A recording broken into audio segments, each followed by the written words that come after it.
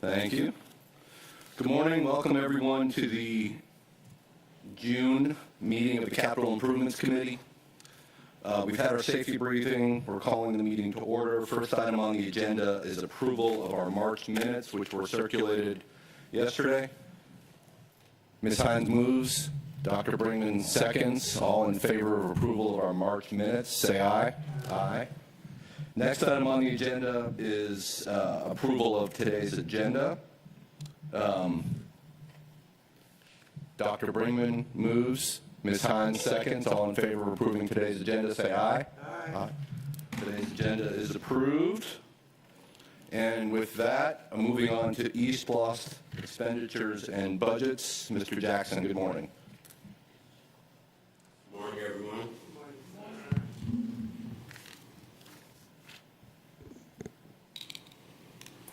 I'll try to run through these slides pretty quickly and let us get to the capital projects teams that will talk more about the details of the projects that are going on.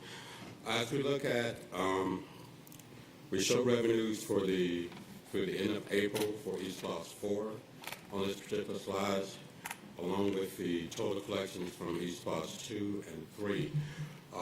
At the end of April, we're doing actually very well. We only budgeted about $7 million per month to collect from tax collections. The first 2 months we collected,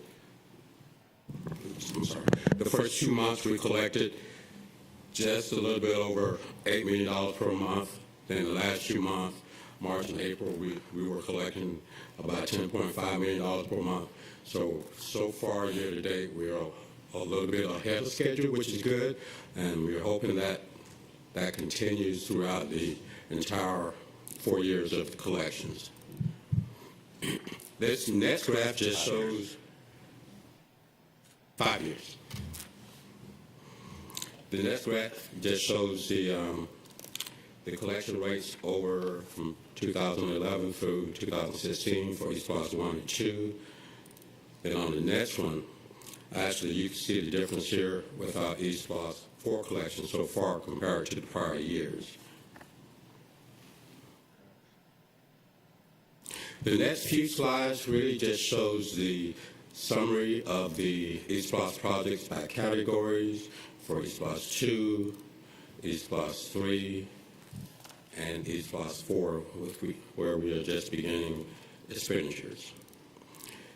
This particular slide shows unallocated or contingency funds that are currently in East Lost 2, giving us a balance year to date of the $4.2 million. Again, that's what we used to call unallocated, but we now refer to it as contingency that we use for emergencies. I won't go through talk about the next few slides. Again, they're just budgets and expenditures by project. Starting on slide 20, again, we have some summaries, again, by category and by school site of budgets for East Lost 2, starting on slide 20, 21,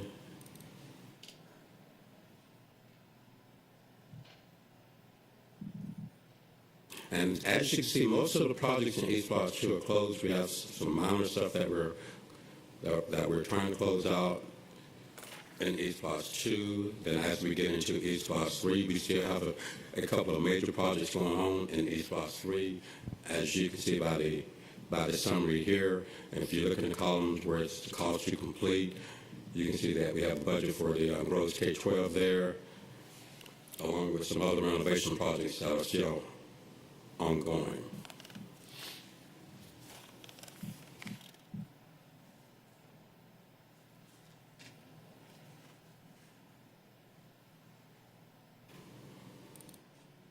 Then we get into East Lost 4. Again, we're at the very beginning stages of East Lost 4, so you're going to see the majority of the funds still in that cost to complete column for East Lost 4. Starting on slide 32.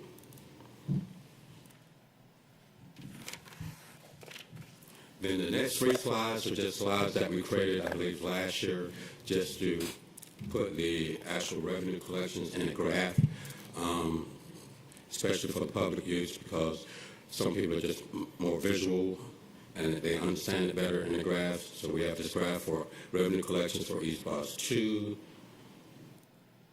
East Boss 3, and East Boss 4. Like I said, I kind of ran through the slides, but most of them, as we get into the projects, is actually you get more from hearing from the capital projects teams talking about the projects and not so much the budget for the projects. Questions for Mr. Jackson on East Block's revenues or budget? I have a couple of quick questions. Number one, it looks like E2, the primary remaining projects are security related. That's why we're still keeping E2 open. Is that accurate?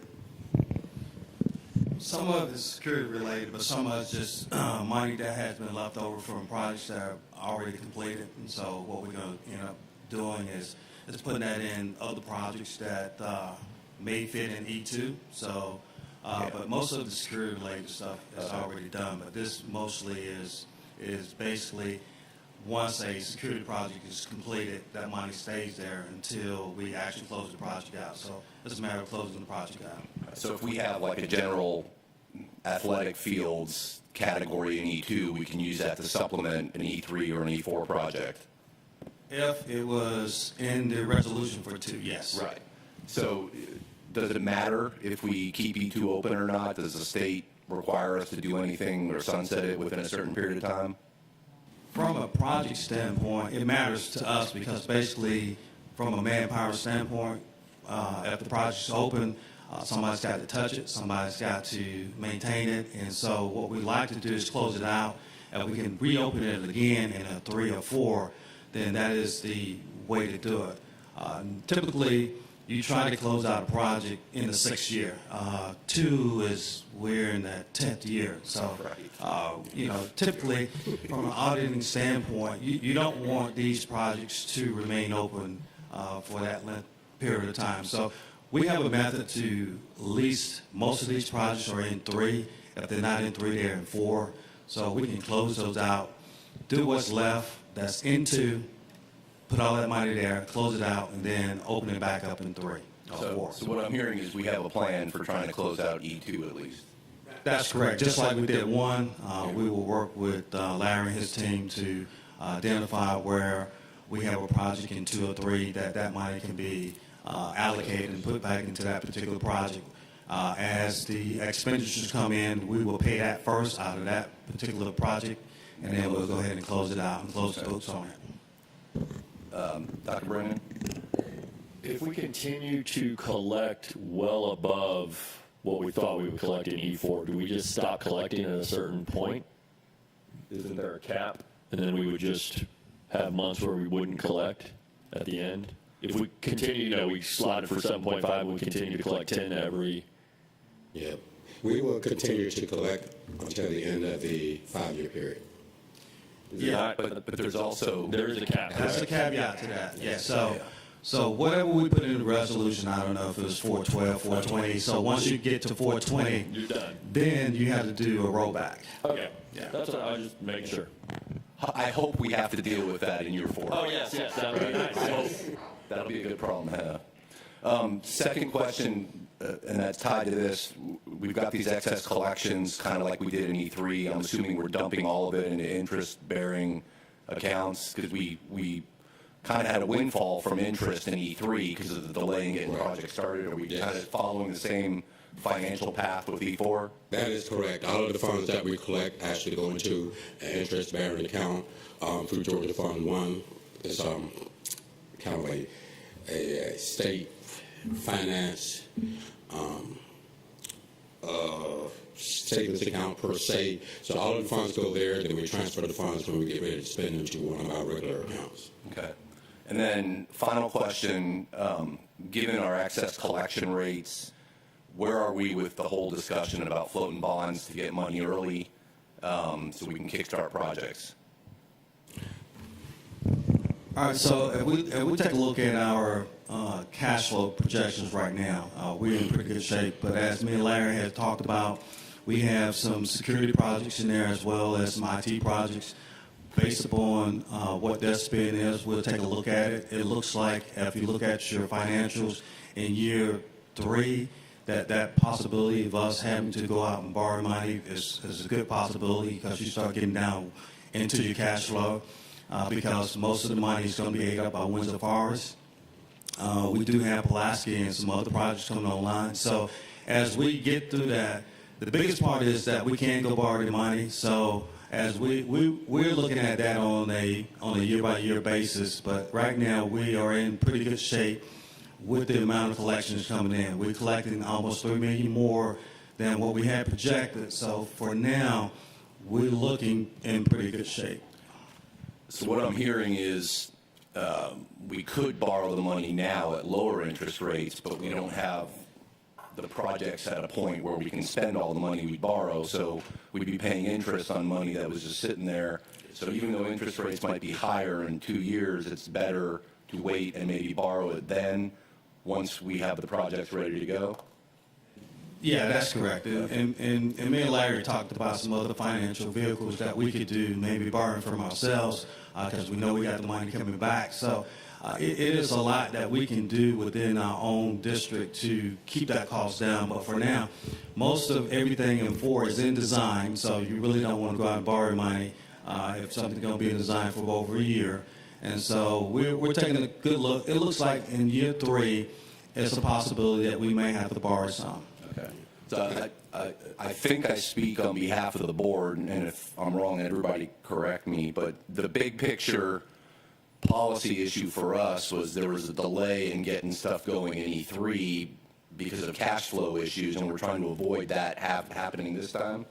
You know, so I think that's the overarching policy goal is getting projects going as soon as they're ready to go, making sure we have the funds there. And I think we have the policies and board votes in place that gives you all the flexibility to do that. It's just not cash flow. Remember that first year is when our revenue was down as well. Right. So we're in a different financial situation right now. Not necessarily want to have the district in debt if we can avoid that, but certainly have the option there as we continue to evaluate our financials. Let's just be proactive on making sure the board has given you all the financial flexibility to move nimbly, to the extent this behemoth moves nimbly. And we're in contact with our financial advisors, Davenport and Company. I think most of y'all have met them. We talk about monthly, and they keep us abreast of the current market rate, interest rates, and they give us advice on when will be a good time to go borrow bonds. Even if we borrow them in advance, they're helping us monitor that, and they're giving us some sound advice on when to move forward. Dr. Howard Hall? Yes, would it be an advantage to borrow to assist with the supply demand in the event that there's a supply demand in the future? So would it be an advantage to borrow so that those items can be purchased in advance? That's kind of what drove the discussion about doing the bonds. If there were supplies that we needed to go ahead and purchase up front, that we would. But unfortunately, the supplies that we need for building, we wouldn't be able to purchase them, have somewhere to store them prior to getting a builder and all of that in place first. We just don't want to purchase stuff and have it sitting outside somewhere. But we're going to try to purchase, take advantage of the market, purchase things up front when we need them as soon as we can prior to using them. All right, any other questions or comments on revenues and budget or financial planning? Ms. Hines? I have a question about it. I'd just like to thank you for the report that you've given us today and keeping us apprised of exactly where we are and where we're headed. But I did see I believe some new packets came in for hard copies of this, and I would like to have one, and a few of us up here would like to have one. We'll make sure you get those. All right. Moving on to operations. There's 2 right there. Right here.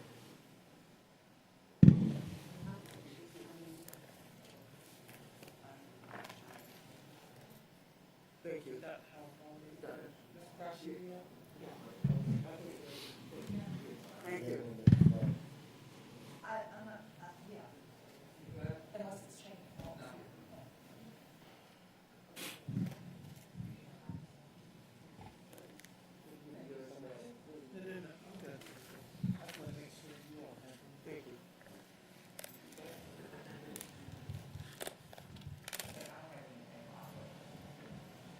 All right, so we're moving on to operations, and it looks like long-range plan, capital program staffing. Mr. Bozeman? Yes, as required by board policy, every 5 years we had to do a long-range plan, and basically our plan got delayed until we did the SPLOST program. Once the SPLOST program got approved, then now we're required by Georgia DOE to provide a 5-year plan. And these are some of the highlighted items that is required to go into the 5-year plan: educational goals and standards, instructional programs, community participation process, enrollment capacity and utilization, historical projected enrollment, community analysis, building and site needs, and potential sources of funding. And what this does, this aligns us to where we're actually going to be spending our money. So the state requires us to put this together. Parsons had the contract to do that. They're getting started. They're going to be providing us with their schedule, and we will submit that out. Here's our project staffing plan as required as well. All of the blue is in design. If you see blue, that means that most of the projects you see from our staffing levels are in design. The green is basically those are in execution, and the red are those items that are critical for planning. And some of the things that you're going to see critical from planning standpoint is some of the projects like Savannah Arts Additions, Pulaski, those type items. Our planning process is taking a little longer than what we would typically like to do. However, we are in a massive, upgrade to some of our design guidelines because of some of the projects that we have finished. So when we get that, we go back to the architect and we ask them to incorporate that into their designs. Some of the unsigned projects, as you see, are in the design phase as well. So that's kind of a quick look at all the projects and project staffing that we have. On the project schedule, this is everything that we got. This is our general projects as well as the general projects for, I'm talking there is HVAC, roofs, and things of that nature, as well as our eSPLOST program as well.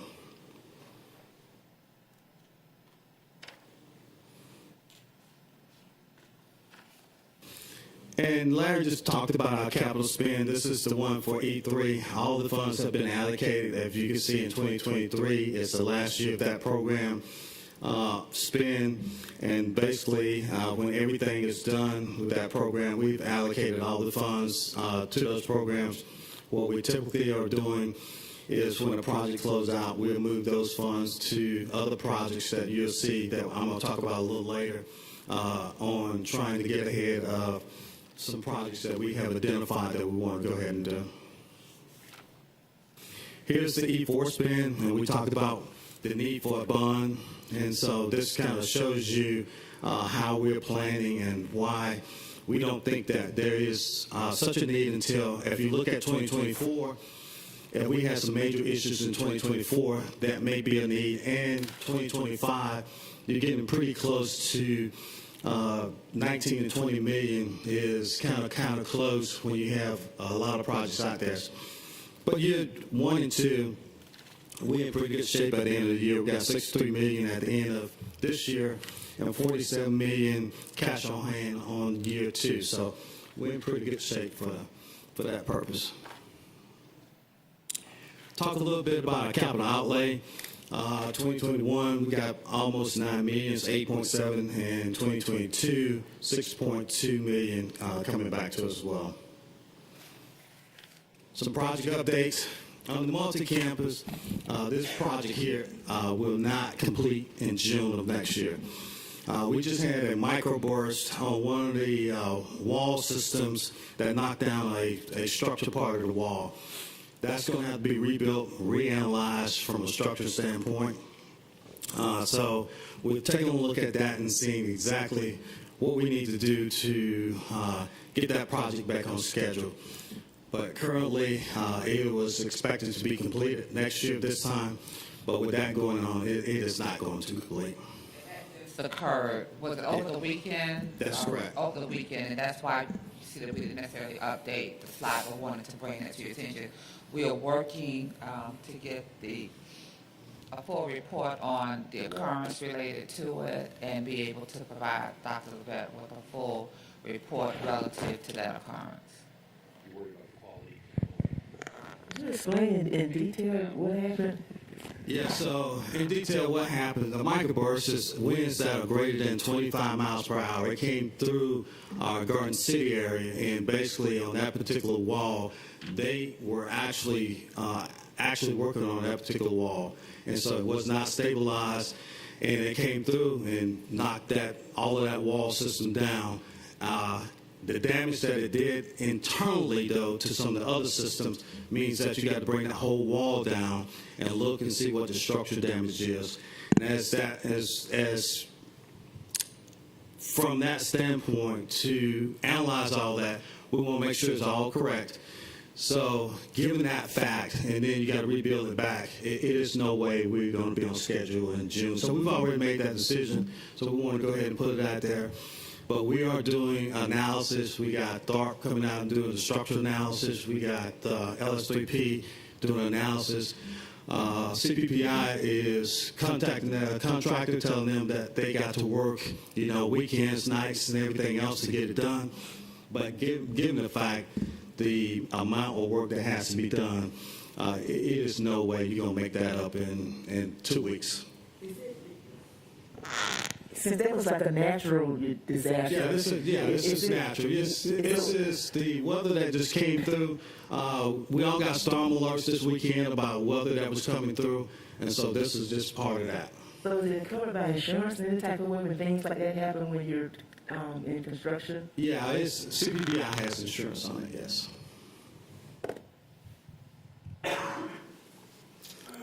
And this is what school looked like prior to that, but it was basically this wall system here that got knocked down. And Woodville Tompkins will just finish it. Go ahead.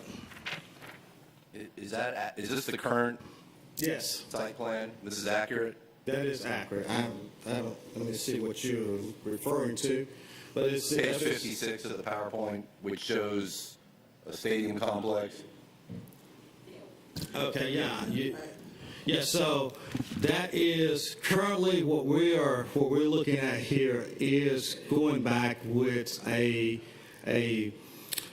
not a stadium because if you notice on part of this project we had to go in and put retention ponds in, so it ate up a lot of the real estate on this particular land where this stadium, and the biggest thing about a stadium is the amount of bathrooms you have to have.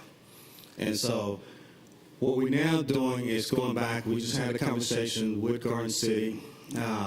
It is a possibility that we're going to go back and look and see exactly what we can do.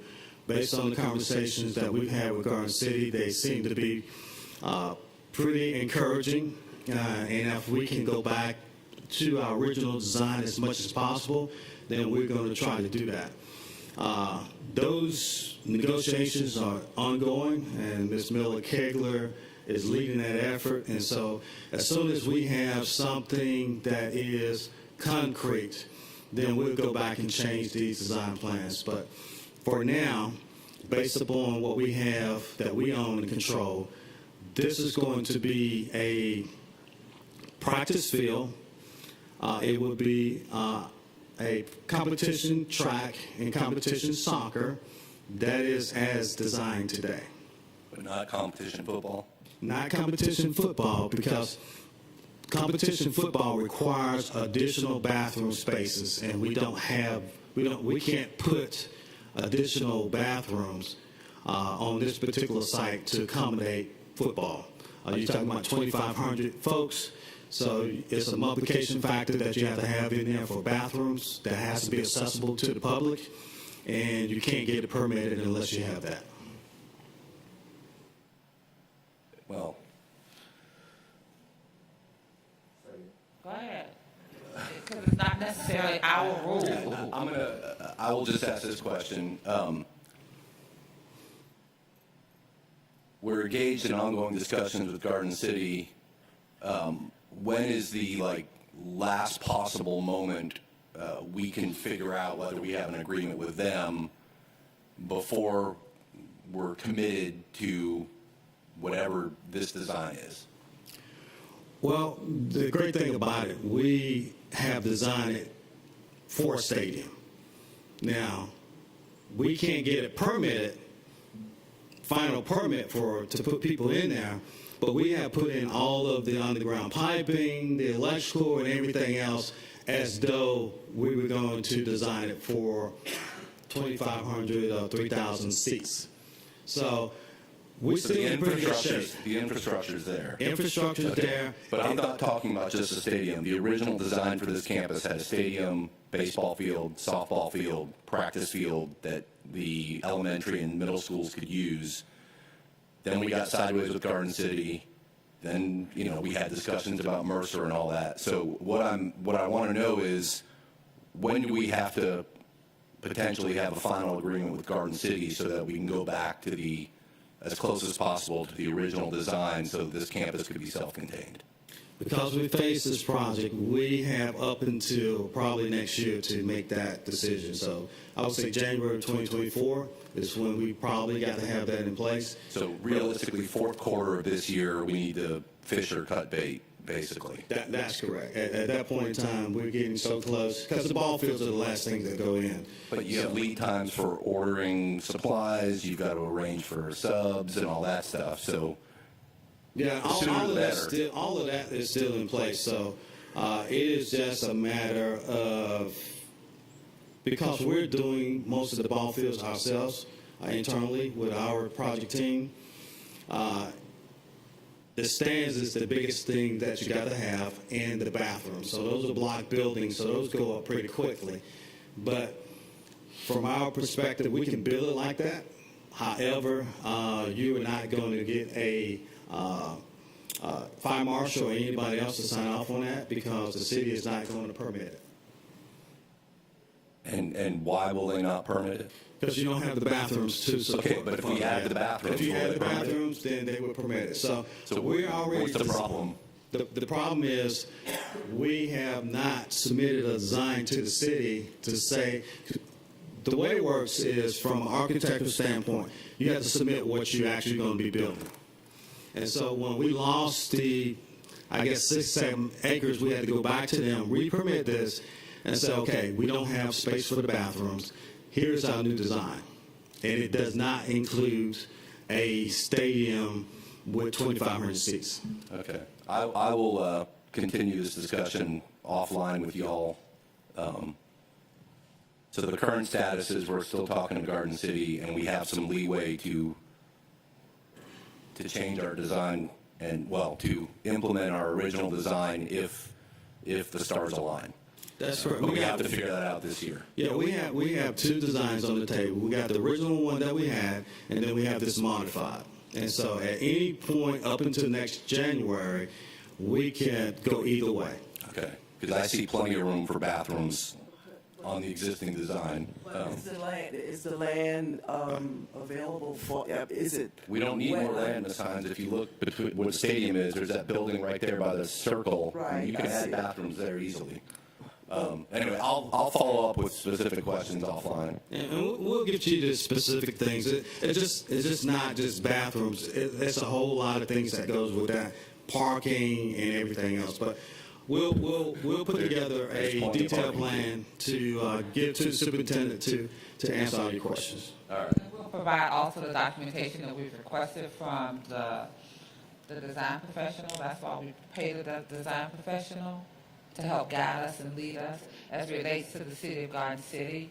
We have engaged had a couple of meetings with the city manager and the mayor. We received an update on Monday night. They had an opportunity to brief their council that we will be in discussions relative to land and other opportunities. So we're looking forward to re-engaging with the city of Garden City. So I think the last update we received was Monday night following their city council meeting. All right, thank you. All right, so moving on to Woodville Tompkins. It's in the punch list phase. These are action pictures. These are not stock photos. These are action pictures of what the facility looks like, and it's a great looking facility. Windsor Forest, we've gone through the some of the design, and we're in the schematic phase right now. We're expecting a 2025 opening. We got Jay done under contract right now, helping Hudson Gay Bell to kind of massage this a little bit. We're trying to get everything on there, and what was important to us is to see if we can't get that track, and we're still trying to be able to get the track there and to also have this campus as an occupied campus.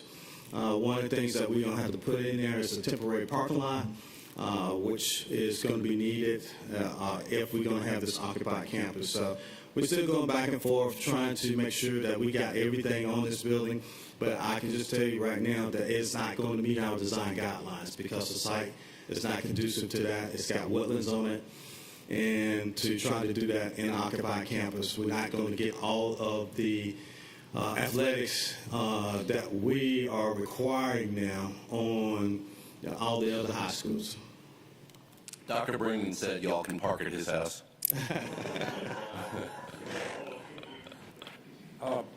In terms of that parking, I wish that someone would also talk to Georgia Southern. There are thousands of empty spaces out there every day, and all it would take would be a school bus that picked up kids at the right times and take them to Windsor Forest and pick them up in the afternoon, that kind of thing, instead of having to construct a temporary. Yeah. So I hope somebody will be creative and look at that too. So. Yeah, we're also in talks with Dr. Bingham, who has put us in touch with, I think, the facility person out there. So not only are we looking at parking, we're looking at buildings, we're looking at how we can use some of their fields, because they're Division I now, so they got some Division II fields that they can't use, but they are using them for recreation. So What I thought we could do all along. so we're in talks with them trying to get this massage, but at the end of the day, we try to make all of our decisions independent of anybody else, and so we want to make sure that we get as much as we can on our site, but we are in talks with them to use any and all spaces that we can. Dr. Howard Hall?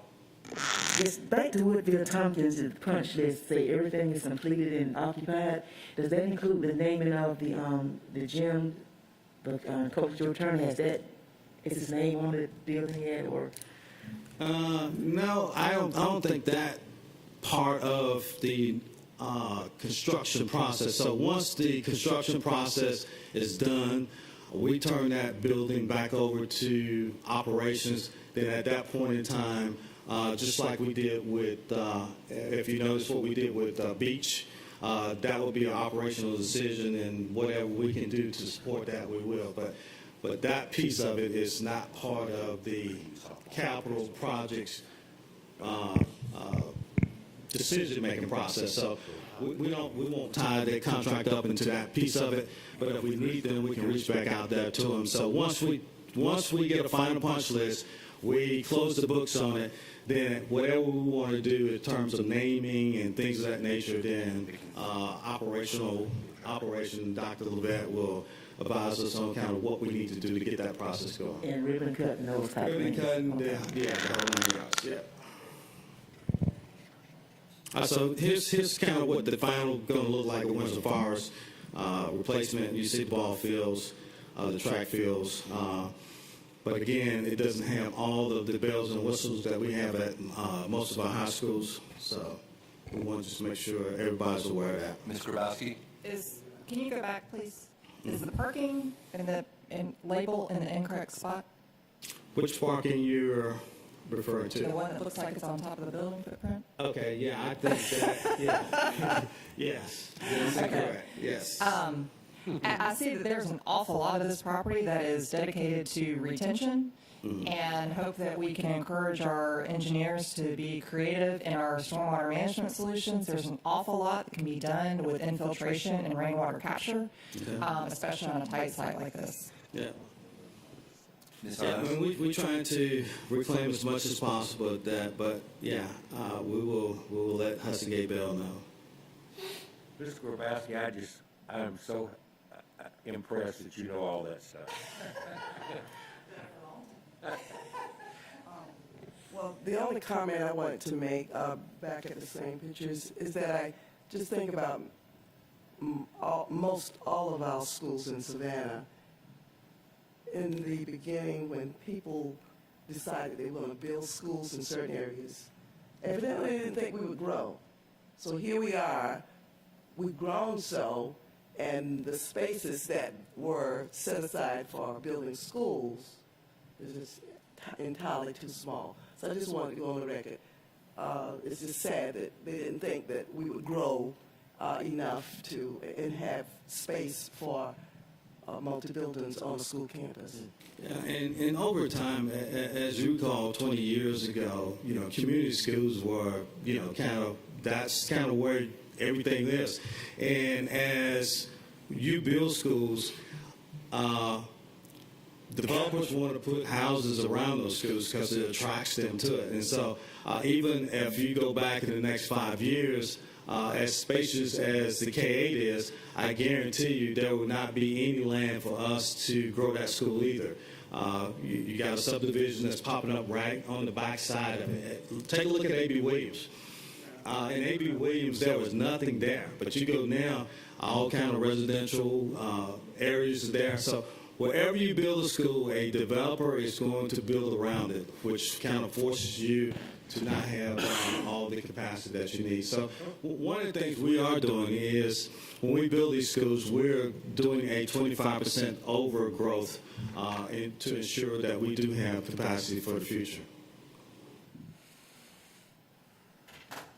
Godless Station, again, this is a addition to Godless Station, which once we get it built out, I'm quite sure with all of the announcement of Hyundai coming here that most of this is going to be already occupied before we even get it built. So again, February 24th is when we are looking to have that done. And here's Godless Station was actually built for that same concept that you talked about, Ms. Hines, for overgrowth. So actually this is an addition to it. And so it was built to have an addition added to it, and that's what we're going back and do it. Do we need to start planning to add on to this edition and add on to New Hampstead K-8? Yeah, that's what Ms. Kayla already told me. Exactly. I've already asked the question, how many more classrooms can we consider on this property as we're working on this particular project now? Just taking into consideration the growth and everything that's occurring, we continue to work with our realtors, work with our other jurisdictions relative to where we see new residential properties coming along. So just as Mr. Bolton said, I've already posed that question as early as last week as we were reviewing that. Because what we're literally doing is taking the modulars away and adding permanent structures. So just what are our options? So we're not adding capacity. We're adding some capacity, but we had modulars that we needed to get out of. But I would like to see, for us to have the discussion, if we can add additional classrooms and seats to this while we're working. Like connecting doing walkways in between the three wings to add classrooms. So we are having that discussion. It is on the table, and as we continue to see that grow, especially in Western Chatham County, we have to be mindful of what are our options when we're on the ground while we're working with our design professionals before we get it contracted out. It would be cheaper to do it now as opposed to retrofitting if we build this and then decide we want to punch a hallway in. As I was reviewing after one of our meetings, I picked up the phone and said, hey, we need to jump on a call, we need to talk about this. We're looking at numbers now, we're looking at seats, we're looking at Western, Chatham County, had a conversation with Dr. Levette. The cabinet will be getting together, I want to be able to pull all of the major players, what's happening in academics, what's happening in maintenance, what's happening in transportation, how is this going to impact as we see the growth. We can't ignore the facts that are in front of us. So she's agreed that we can have that single topic where we're looking at where we are, what growth, what are your needs are going to be, so we're not backing into it. You know, as an operations division, how we're supporting you, this is the information we have, and those are the projects that you'll see us talking about, and some of the other ones that we'll continue to bring forward. But we're certainly looking at this. And that fits into our long-term utilization plan, and do we shift some of our buildings out there and et cetera. So I'm glad y'all are on it. Yeah, and you know, Dr. Levette said, hey, you need to plan this out. So like I said, we'll have the entire cabinet together.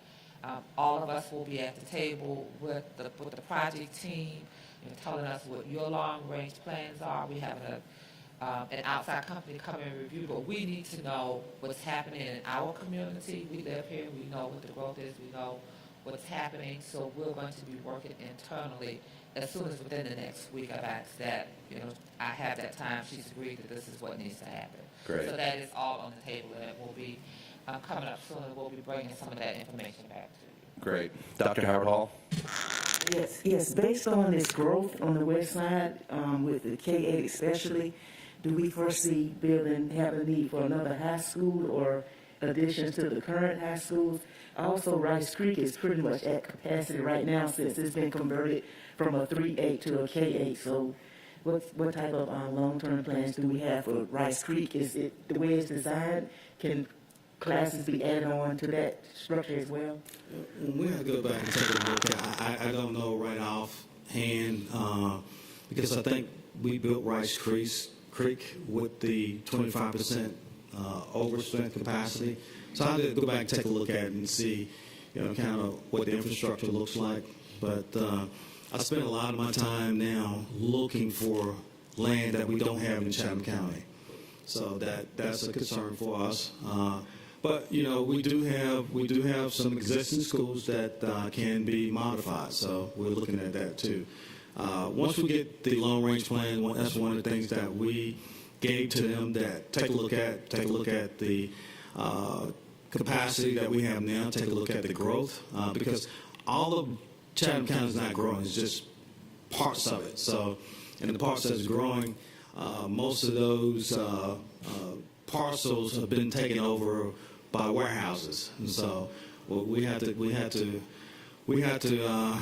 be very mindful of that. You know, we've talked to the Development Authority and say, you know, when you guys are planning these major plans, keep us in mind. The school system should not be an afterthought. You know, when we're doing all these permitting, you know, you got to have a school. You know, so they're taking that into consideration. But most of the land in Chatham County now is being built for warehouse purposes, and so we're taking a look. We're looking. I'm looking every week on where we can go and purchase land.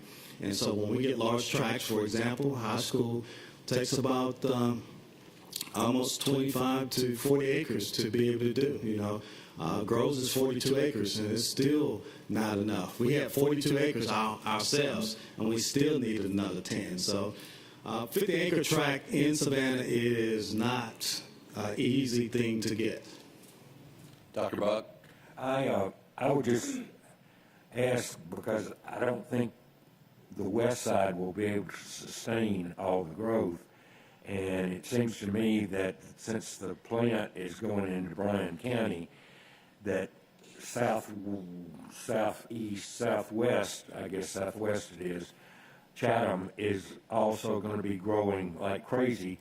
Savannah Mall would be a wonderful school that would be adapted for playing fields and everything else, and I feel confident that there would be some people that might be interested. I've heard for years that George Southern was going to buy that.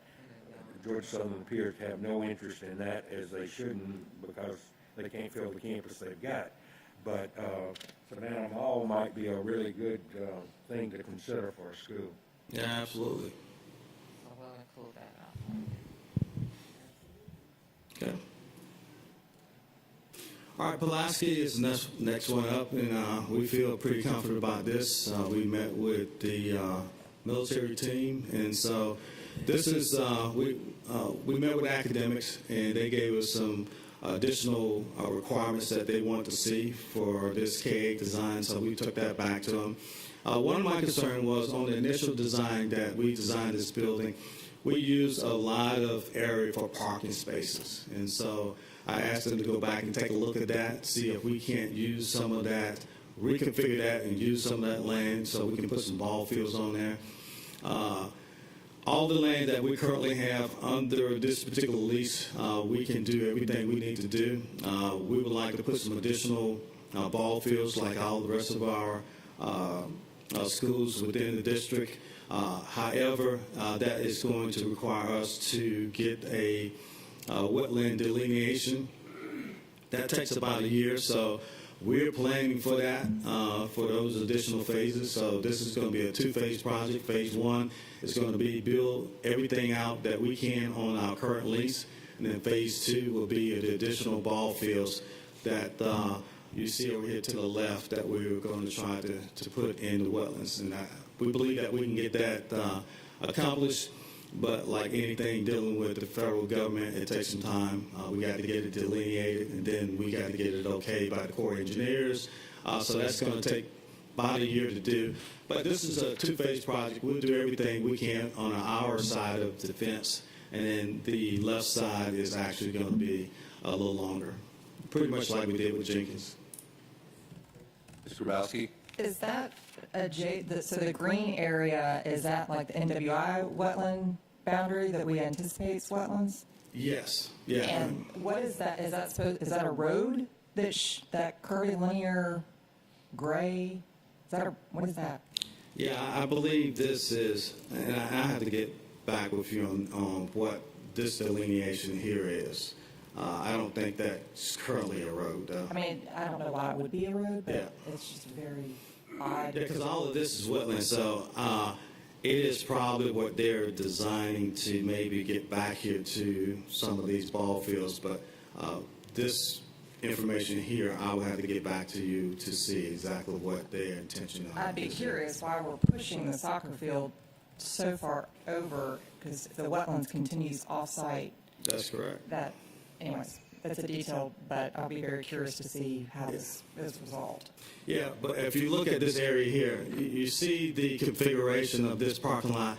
This is not, it's wasted space. So we've asking them to move this here, over here somewhere, and reconfigure this parking lot. So we have all that going on from a standpoint of information back to them. Well, and I'll bring this up when we get to the design guidelines, but the most efficient way, and I know we are traditional parking lot, like 90-degree parking. Parallel parking is the most efficient way to handle parking. So I would encourage us to, again, be creative and not assume that we have to always use the same formula when we're trying to address design issues, especially in constrained sites. Yeah, absolutely. Ms. Hines and then Dr. Bach. I stand to be corrected. From what I understand or did hear some time ago, they were talking about closing Hunter Airfield, or is that a unit of it? How would this affect us if they do that? You're probably talking about BRAC. Okay, so I don't foresee, and this is Colonel Bozeman, that Hunter Airfield is going to go away anytime soon from a strategic standpoint. And I'll just leave it at that. Dr. Bach? I just wanted to follow up on the question I had asked before in terms of the permitting with the federal government, where I know that the leadership on the base changes yearly, so last time that took much longer than we thought it was going to take. Yeah, so going back and looking at our lease, we had a 50-year lease, and it was 18.1 acres. As long as we don't go over that 18.1 acre, then everything that we're doing now and currently want to do is already under that particular permit, so we don't have to get anything else permitted. They've told us that. Yes, we had a meeting with them, and You it's have it in actually, writing. yeah, it's actually in the lease, yes. So any improvements that you want to do on the 18.1 acre is already in the lease, and you can do any improvements you want to. Now, this over here to the left, which is outside of that 18.1 acre, now that is going to take that year-and-a-half process to take, but we've already getting started. We're already engaging the Corps engineers. We're already engaging environmental folks to delineate some of this. And then once we get all that information, then we will submit up to the Department of Secretary of Defense, and then they would say whether or not we can use it or not, and then it'll come back down to the installation commander for to include in the current lease. I would only want to say, Mr. Bozeman, that my time is short and I won't be playing in this game, but don't take for gospel anything you just said.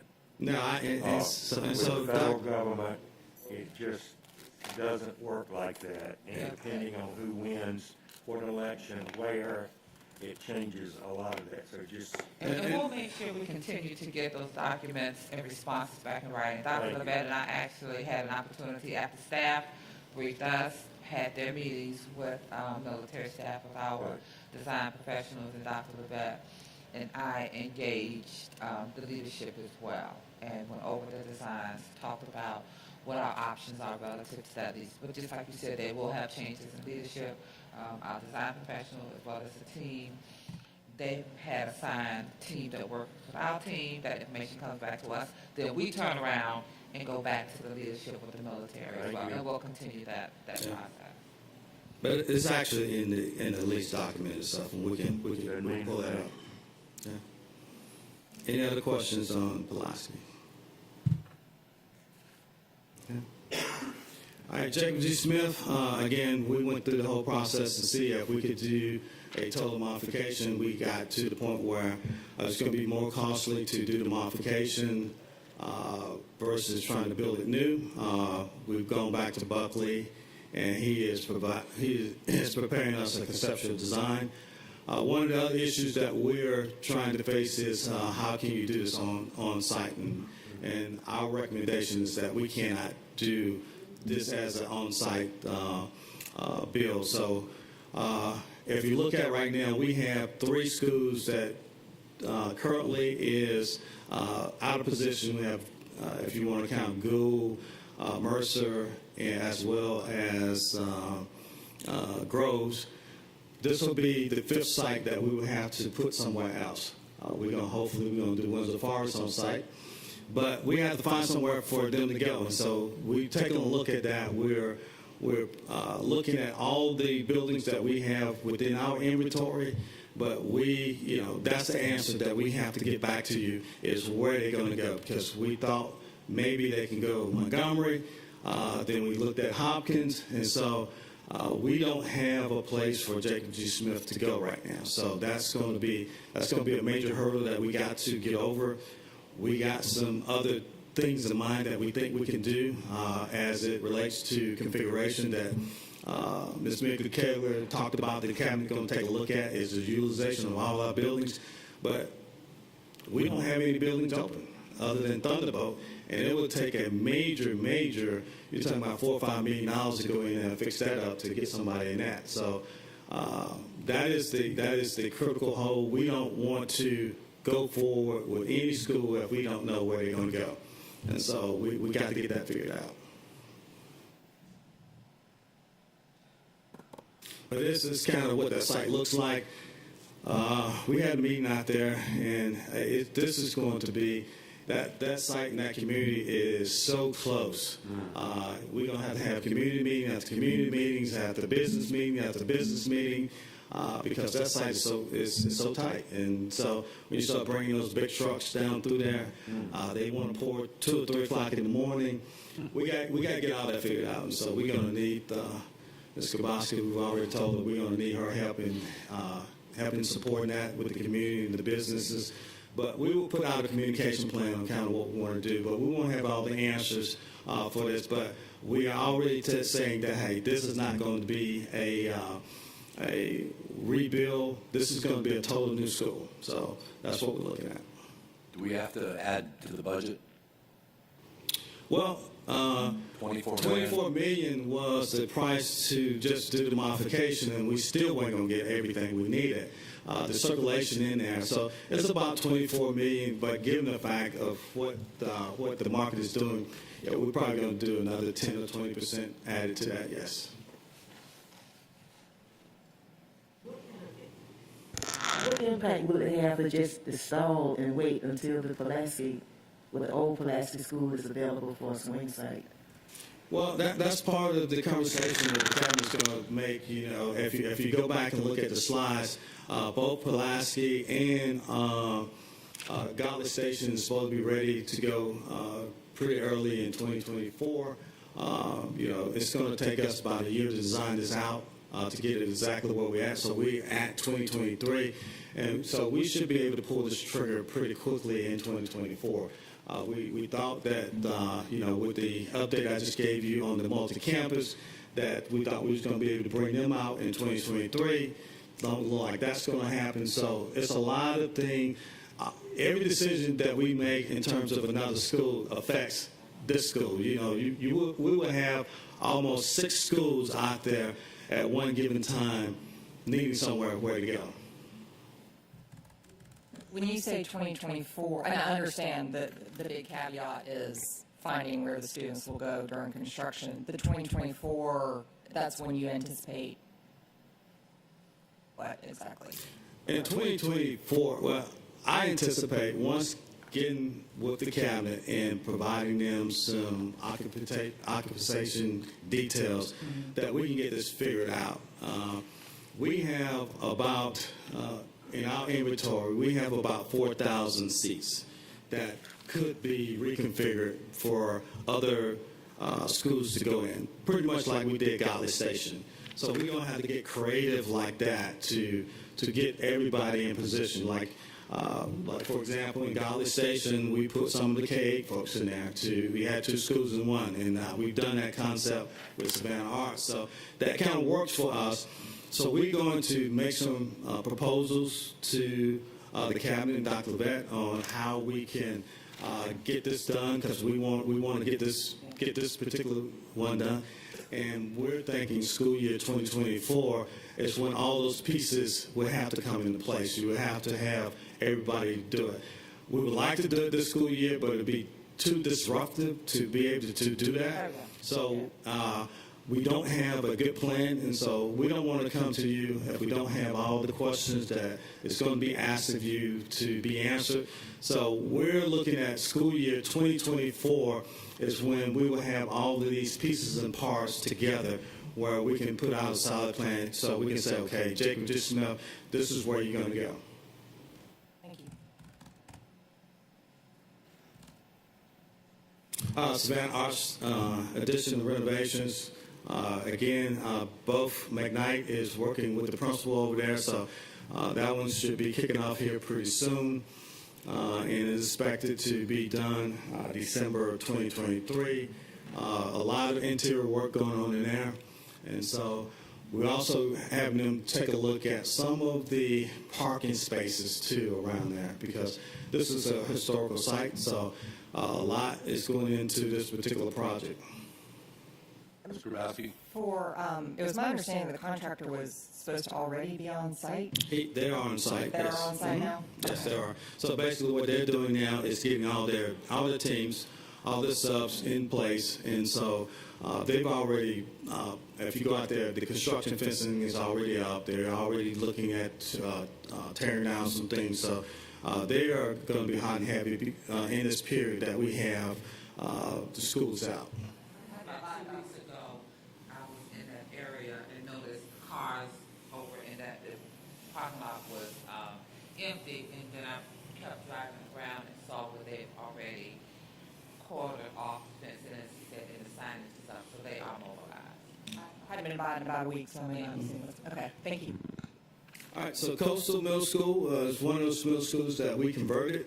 And so we're going in, and this is kind of, if you look to the right, it's kind of redesign of the cafeteria. We're putting a lot of work in there and renovating the bathrooms, and they getting new furniture. And so Ms. Jones is very happy with that, and so we expect to be completed by the end of the year with that. Just so I can assure my daughter, who graduated from Coastal now, and her friends, though, all the bathrooms were elementary bathrooms. They are all being renovated for middle school students now, correct? That is correct, yes. Okay. Make sure that's in the minutes so I can show that to them, and they will be assuaged. Thank you. I really think the children will like the setup for the cafeteria. Yes. I think they will really like that. And this actually came from the school. The school, Ms. Jones said she pretty much kind of designed kind of what she wanted. We got with the engineers saying, can we do that? They like the clouds. They wanted a more feel of a K versus elementary school. So, and the engineer was able to do it, and so it's going in. Well, it also reflects some of the design we've done in other schools, too. That is correct. Islands, some of the other schools we've done in the last few years, too, so it complements it. Yeah, absolutely. And here's some of the other renovation projects. I won't go through all of them, but quite a few. As everybody recall, the salmon color projects that we had to stop. Here's all of those projects that we had put on hold for some period of time to really go back and make sure we had the cash flow. We have the cash flow now, so all of those are being upgraded. These are some of the dates. One thing that I'll go ahead and ask for you before you ask me, that's Bloomingdale and Pooler. We are evaluating both of those schools. Both of those schools, when it comes to a design of those schools, they don't fit our design guidelines, especially the Pooler School. It's not a lot of space in there to actually go back and take a look at another school. That is where all the growth is, and so and the infrastructure is not there from the city perspective. I don't know if most of you were around a couple of years ago when Bloomingdale, the septic tank backed all the way up into all the classrooms, and we had to get all the kids back. We're going to have to go fix all of that in terms of making sure that that infrastructure is in place. So we're looking at the evaluation of both of these schools to make sure that, hey, it makes sense to be able to put a $25 million school in there, and then you can't, the bathroom, the infrastructure can't support it. So we're doing an evaluation on that, just like we did Jacob G. Smith, and we'll probably be coming back with you.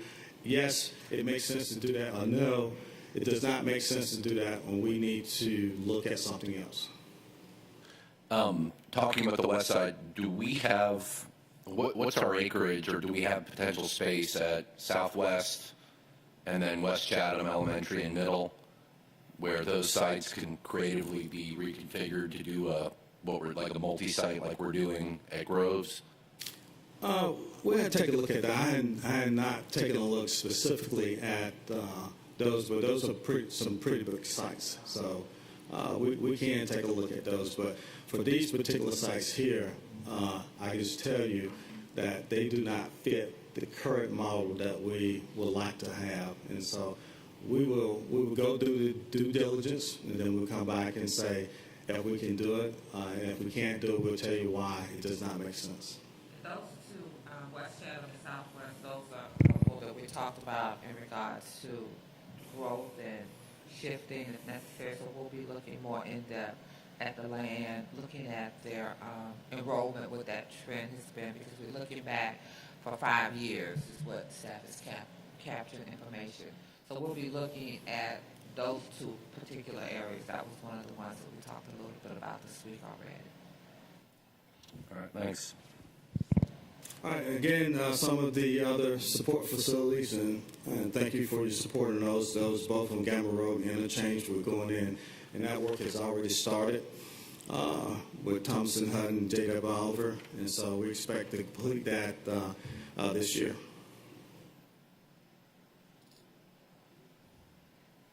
HVAC is a big issue for us as it relates to COVID. So most of these HVAC systems are being replaced. Construction already awarded, and the 4 below are in design. So we're going to take a look at all of our HVAC systems. Some of these are some of our older schools that don't have fresh air. So most of our schools now, as we take a look at the HVAC, we'll have fresh air.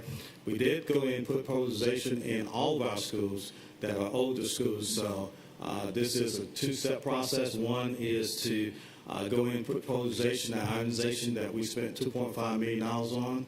That is going in. And then this is to fix a permanent fix for those particular schools that don't have fresh air. Mr. Grabowski? We're spending a lot of money on HVAC, and certainly understand why. Are we commissioning these systems? Absolutely, yes. Okay. Yeah. There was a discrepancy that I wanted to bring up in design guidelines about commissioning, so I just want to make sure that we are commissioning. Yeah, these systems. any system from a standpoint of a new facility gets a building commissioning, and in any system that we put in also commission those as well. All the schools on the east side, the older one is Schumann. So are we upgrading theirs as well?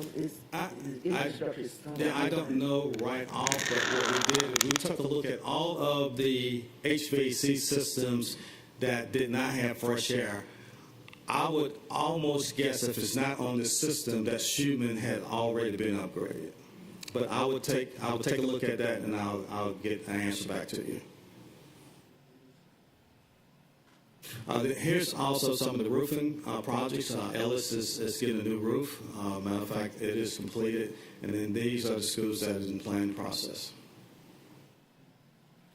Security vegetables, we talked about those. We did not list the schools on there for obvious reasons, but again, we just had a meeting, and I believe it's about 10 that's left. And the 10 that's left, it requires some significant structural issues that have to be overcome. And so all of our schools have multi-layers of security in them. And so we have 14 left that we're going after, and Chief Enoch is aware of those. And so we have security in place to make sure that all of our schools are safe. But we did not want to list the particular schools. We'll give you an update report on all the schools and their security enhancement. But I would just tell you that we're in very good shape as it relates to these particular type projects. I'm going to respectfully disagree with that. This is an E2 listed project. I say this perennially. I've said it in emails. We're moving too slow on this. I'm glad we're moving forward again, but it seems like we're doing stop and start. We started this over 8 years ago. We shouldn't be in E4 8 years ago still talking about having 14 schools left. So from my perspective, personally, I wish we'd move faster. Okay. I get a response. Ms. Does Kafer. respond, thank you. And we added buildings, there was an original list, and not to refute what you said, but when we first ventured down security vestibules, there was a list that was developed.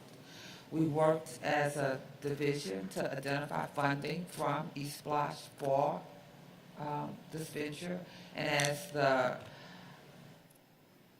surroundings around us continue to occur, we added more schools. So all of the schools are different. Some of the newer schools have them as a part of their plan. Some of those have to be upgraded. Some of them require structural changes to them just based on their configuration. So when we develop the superintendent notes and provide you with an update, we'll provide you all of the details that's associated with it. Staff was very accommodating to some schools because, yes, well, why is this taking so long? Well, when we started designing, the principal asked for X, Y, Z. We updated the office as well because it was going to impact the office. So there were additions that staff did to accommodate the school that I didn't necessarily agree with. Put the security vestibule in and get out and get to the next one.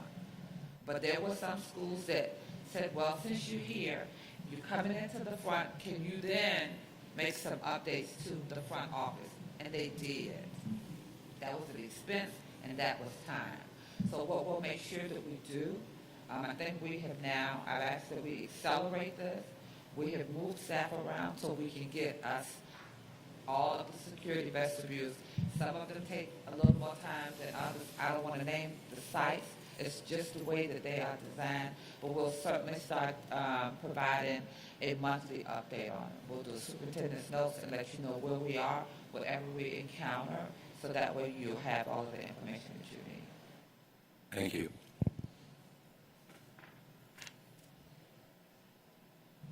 And it's probably another one that took us a long time to get to. Synthetic surfaces at most of our sites.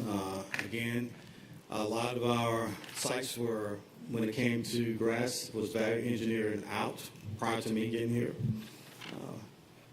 So we're going back and taking a look at those and fixing those. And so I know that the board has been asking for this, but these are some of the ones that we're looking at. And here's the difference. If you see that top particular photo, that's what it looked like prior to us going in and putting in the artificial turf, and that's what it looks like afterwards. So we hear you. We are doing everything within our resources to do. But a lot of this, going back, is when you have an active school like this, you can't go in and disrupt the school. And so our time frame for putting in a lot of these construction projects is we got 2 months in the summer, and then we got a week here in December, and that's about it. And so we are very mindful of these major construction projects that are very this project here. You would think grass, putting artificial turf in, is not disruptive. It's very disruptive to the school. And so we're very mindful of that. It looks great afterwards, but this is something that now is in our design guidelines, and so it is there. So it won't be very engineered out. Again, on all the athletic fields, we had a commitment to put athletic fields in all our high schools. And so here's kind of the schedule. Johnson, New Hampstead is both coming up first. We hadn't done anything over to Johnson. We took a look at that last week. And so we're going to go ahead and put that practice field, the lights and everything else is going to go in there. New Hampstead as well, artificial turf, and their track and field going in. Followed by beach and islands. And here's the rationale that we made. We haven't done anything at Johnson, and we hadn't done anything at New Hampstead. Beach, we have put significant work in beach. We have put significant work at islands, and we put significant work from an athletic standpoint at Savannah High as well. Thank you for taking a look at Johnson in particular. Yeah. Dr. Howard Hall? In the event that we decide to have the practice field at the multi-campus school, is there already any consideration of putting a stadium somewhere? Yeah, absolutely. I Stadium on the west side? think we're committed to third stadium. So we will take a look at where that third stadium could be. It would be our desire that we put it in a location that it can support that, not around a housing area or anything of that nature. But we're always looking for areas that can support that. Here's some of the other projects that was part of our E4 list. If you go out to Oakland Island, you should start seeing a different look out there. Again, we're going to be relocating campus police to Port Wentworth. We walked that down with Chief Enoch, and from a perspective of all of our facilities that we had, again, we don't have any open facilities, believe it or not. And so there was the only facility that we really had that was conducive to the armory and the weapons systems that he had, that we could secure all of those things that is required by campus police. This was the only facility that we had in our inventory that would make sense to be able to do that. we looked at trying to rent that out for them. There is no space that you can rent that you can put this type of configuration in. So Port Wentworth came open, so we're going to use that to put campus police in. We're doing the reconfiguration as we speak. We also, in our E4 is e-learning. We're looking at some study options on that. We're looking at the other spaces to include Mercer, if we can use that for e-learning facility. They're now over at Hopkins with me, and that is not the facility that we want them in. They can't do labs. They can't do anything. When they come in and turn computers, everything else has to stop. And so we really got to get them out of that facility. So we're looking at, where else we can look. We might come over to Armstrong and see what they have over there. So everything is on the table from an e-learning perspective. We know that we have to fix this. I believe the last numbers that I heard is about 1280 that we have in that program, which is a pretty strong program. And so that program is growing. And so we pulled this particular project up some because of the growth of that particular program. And then the last one is the Savannah High School monument sign. That was the other one that we had a request to do. Ms. Hines? If you turn back to the previous slide. Okay. The only concern I had with the police department moving to the far west, and I understand, I've been informed that, because of equipment and practice everywhere, God forbid if we would have a situation here that has occurred in other schools in other parts of our country. All the way out there in across town, past West, Port Wentworth, and if they had to move, say over, whatever happened was down on the island, or even on the far east side, Johnson High School, whatever. I'm thinking of the traffic, the time of day, and it would be very difficult for full force. Of course, we tied in with the city and our surrounding areas, but that was my only concern about them being that far away, the main location being that far away. Yeah, and I don't want to speak for Chief Enoch, but when we did the threat assessment, we looked at it, the headquarters is the one that's moving to Port Wentworth. All of his assets are decentralized, so he have assets throughout the district. So when I say those assets, those are those mobile campus police forces. They are located within the district itself. And so this is Chief Enoch's office and his armory, some of his other things of that nature. But as far as the force itself, his force is actually out in the county itself. And we do have authorities, those authorities with the other agencies as well. So when I say campus police is moving, this is their headquarters is moving with all the things that headquarters would have, like their uniforms and things of that nature. But the force itself is decentralized to some schools, and they also set up in zones as well to be able to respond to anything else that we may have out there. Thank you. Okay. You don't have to, but thank you. All right, no problem. And that was part of what threat assessment that we went with when we looked at that particular facility, where it was located and how he'd be able to respond. For a sustainability projects update, we want to make sure that everybody knows that, hey, we are in partnership with Georgia Power to provide infrastructure stations. One of those stations are going over to Port Wentworth because Chief Enoch has invested in a significant amount of electric vehicles. They do a lot of driving, so we think this is going to help.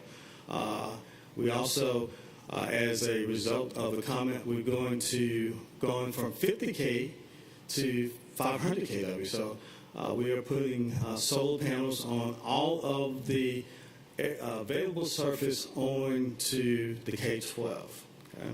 That's going to be a significant project. Solar panel installation, we applied for a grant in coordination with SEMA. This particular facility will have a solar panel put on it, so it could be a facility that SEMA can use in case of hurricane, tornadoes, and things of that nature, and also have battery backup to it as well. Mr. Grabowski? You know I'm going to make a comment.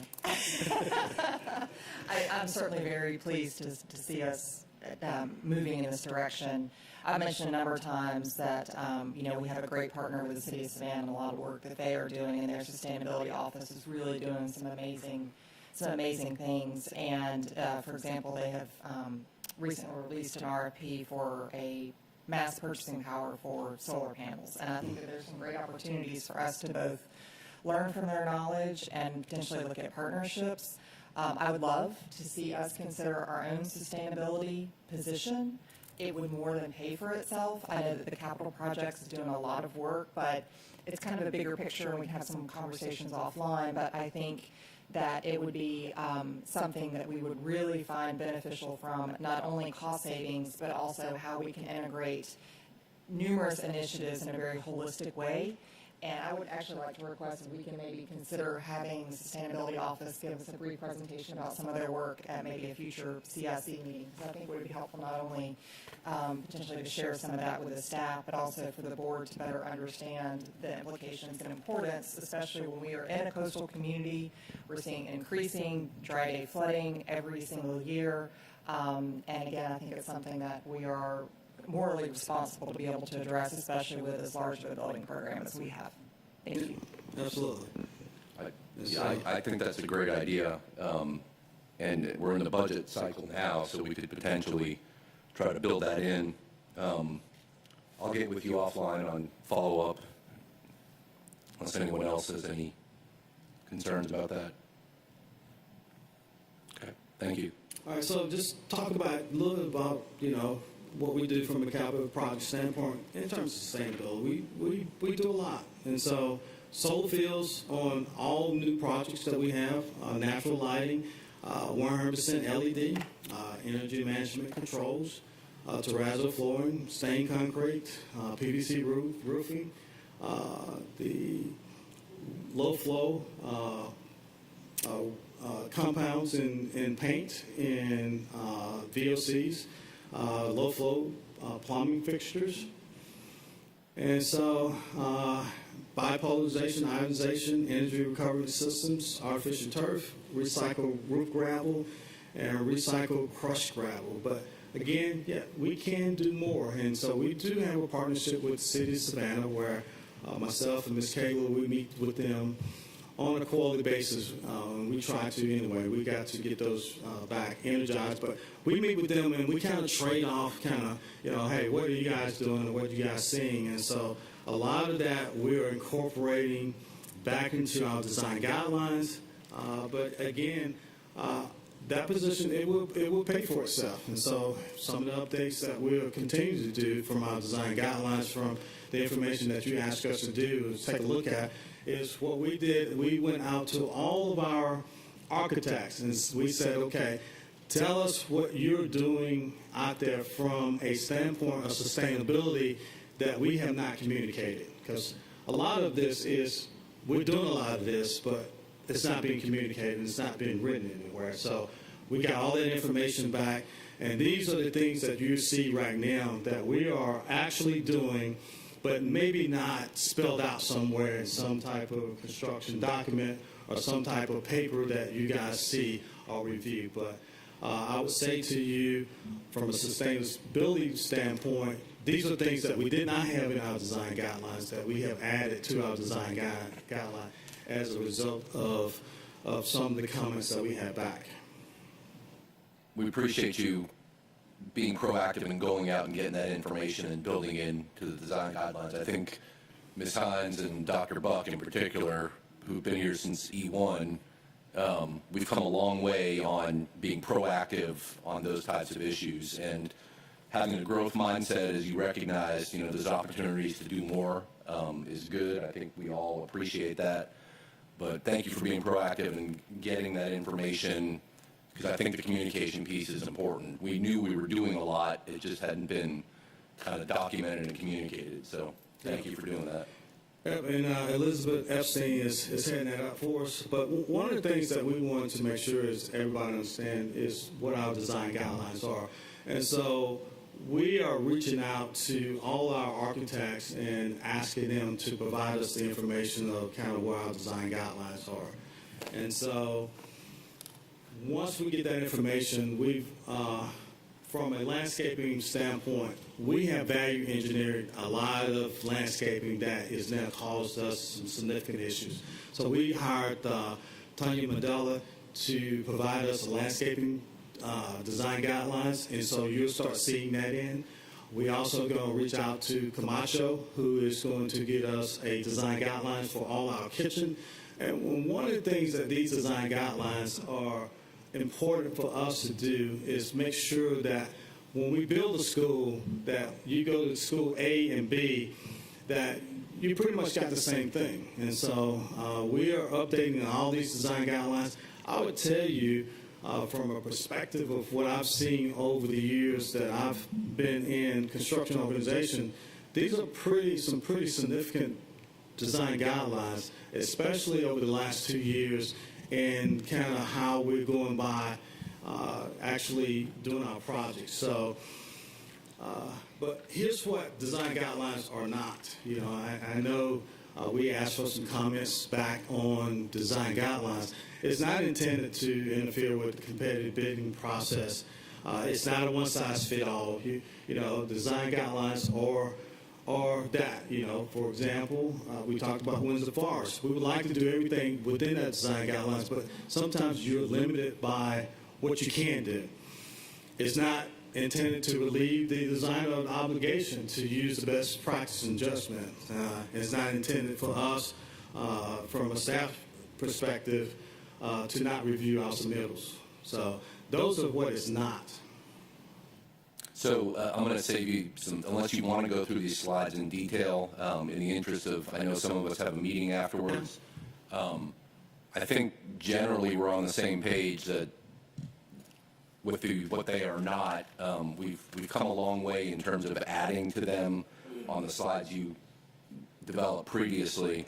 So unless you wanted to talk about these specific slides on the construction design guidelines, and there's some slides on the capital project procurement. So hold the LMWB. So big picture, we asked for comments back on design guidelines and our procurement policies. We got comments back. I sent them out by email, summary of all of them yesterday. I gave you all copies. There's also a copy for our minutes. I don't want to go through all the comments in detail. I don't think we need to. But I will ask, does anybody have any high-level, kind of big-picture comments on any of the comments we received? Happy to raise those here. And the intent is, we've got the summary here. I'll go through them with Ms. Miller-Kagler, the facilities team, and then come back to the board with here are things that the comments that will be implemented or that they recommend not be implemented, and here's why. And we'll bring them back to the entire board. So that's kind of the plan moving forward, so we can kind of incorporate these comments. But any big picture thoughts or comments on the comments we've received? Ms. Grabowski? I'll just share one, and this is not to beat a dead horse. I did just talk about sustainability, but the first comment, I think it's sustainable design is not a tack on. Sustainable design is an approach that is from day one, that is a goal and a priority. And sustainable design is not just about energy efficiency. That is a huge part of it, but especially for our schools. Human health and well-being is a major component of sustainable design. And I would like to see us mention the importance of, we spend up to 90% of our time inside of buildings. And children in particular take in more air than adults when you look at their body ratio. And so indoor air quality is incredibly important. You mentioned daylighting, which is great, but I just want us to be a little bit more, I guess, I don't know where the word, right, but it is a design philosophy. It's not a let's tack on some solar panels and add some windows. And so I think it's really important that our design guidelines reflect that. So I'll just, and two other just quick comments I'll make is I've mentioned from day one the importance, I think, of having outdoor learning spaces. I know Mr. Katchmar, his big thing has been athletic fields. Outdoor classrooms will continue to be mine.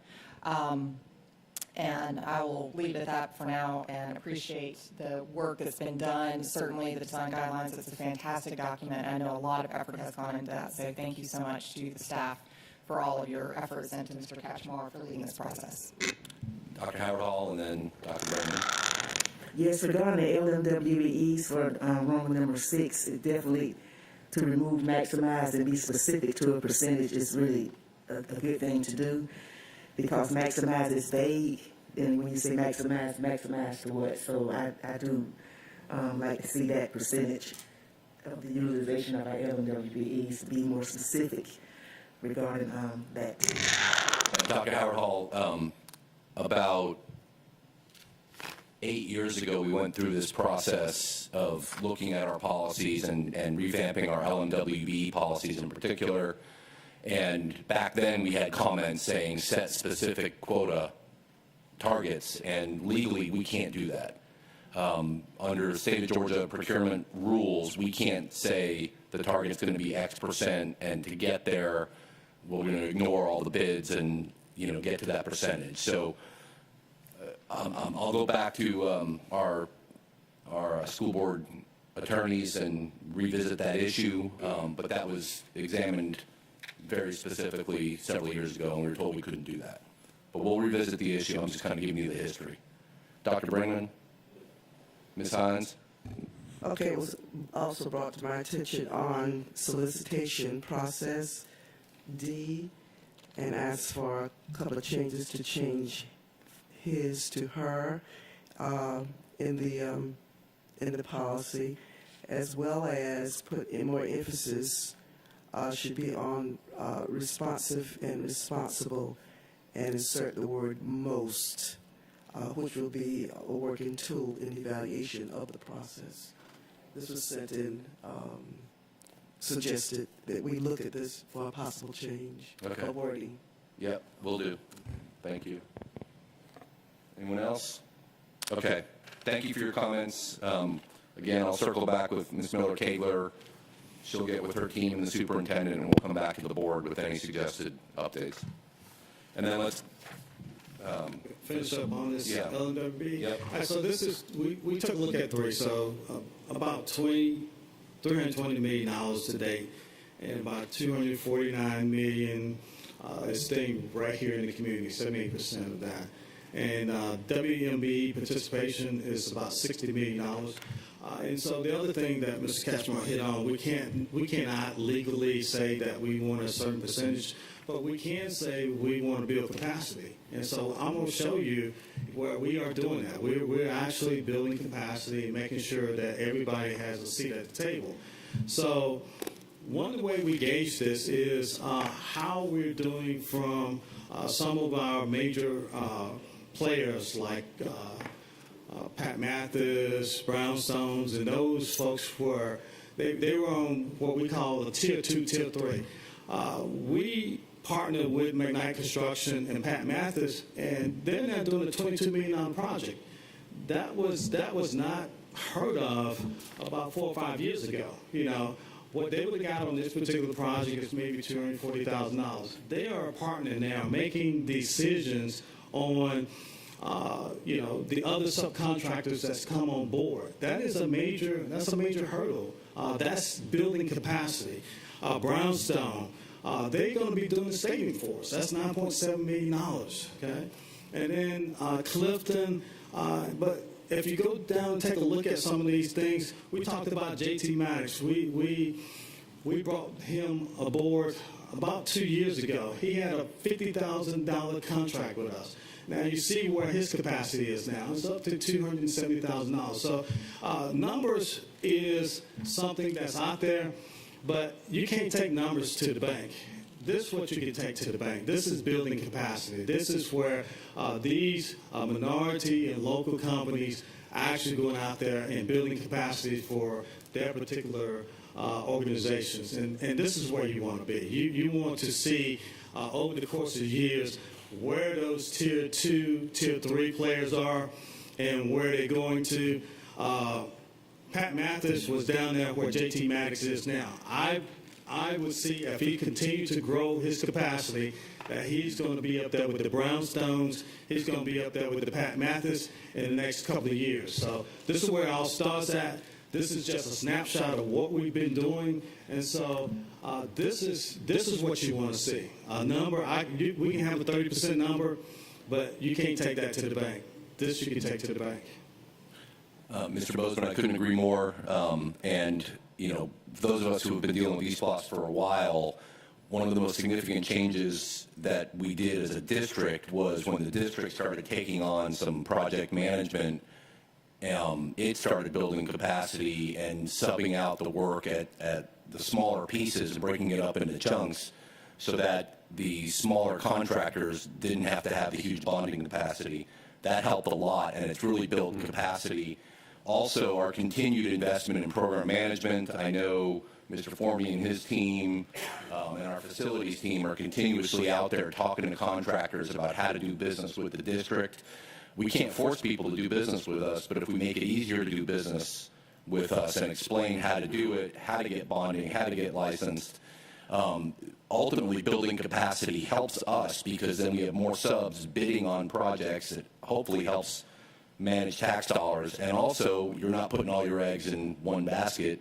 If there are multiple concrete contractors out there, you've got some backup too. So I appreciate the focus that y'all have put on this and the continued work and effort, and it's paying dividends, 3, 4, 5, 6, 8 years down the road.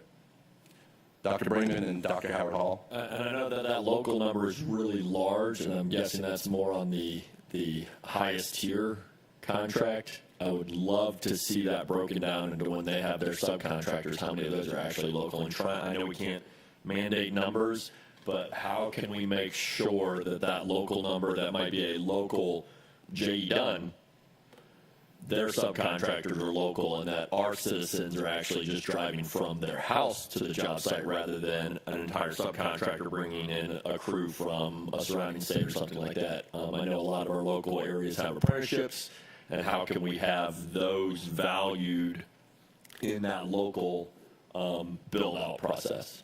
Yeah, and so we take a look at the total spend. So regardless of what it is, and we break it down. So a lot of those, like a J.E. Dunn, they will spend locally on brick. Their subs will spend locally. And so the gap between 2.49 and 320 is that gap you want to take a look. Those numbers are actually come from out of state, or out of this particular metropolitan statistical area. So that's about $80,000 that are just not here. But we do take a look at the total spend. Dr. Howard Hall. 2 questions. Building capacity is really awesome. Is there a way to document that policy-wise, the term building capacity? And the second question, documentation of certified people that's working on the different projects, with the welders and all. Do we keep track of certification of those people who are on site? Yes, I'll go back to the first one. The first question you asked about building capacity is already within the board policy.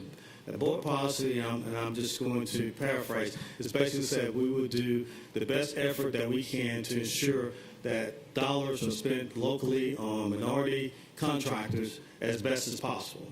That's kind of what it says. And what I take that to mean is that, okay, put a plan in place in order to make sure that everybody has a seat at the table and that they can do that. And that's what Vanguard does for us. They go out there. We're actually having something in Garden City, and we got something coming up in Jenkins where we go out and we ask for those local minority players that want to be able to come in. We put all our projects out there, and we help them build the plan. If it means go out and getting additional money through SBA, if it means going out and getting insurance, whatever it takes to be able to get to that next level, we do that with them. Then what we do is what we call partnership agreements. We go out to these major players and tell them, okay, we got these coming up. Here's some of our CMAs that we want you to partner with. And we can't force that deal, but what we do is tell them, hey, how it benefits everybody in the organization if you bring these folks to the table, and then we create that partnership. As far as specialization, things of that nature, we don't get into that piece of it because then that put the district at risk when you start talking about means and methods and the specification that a contractor has to have. Did that answer your question? Okay. Ms. Hines? Thank you. Thank you for your detailed report today, sir.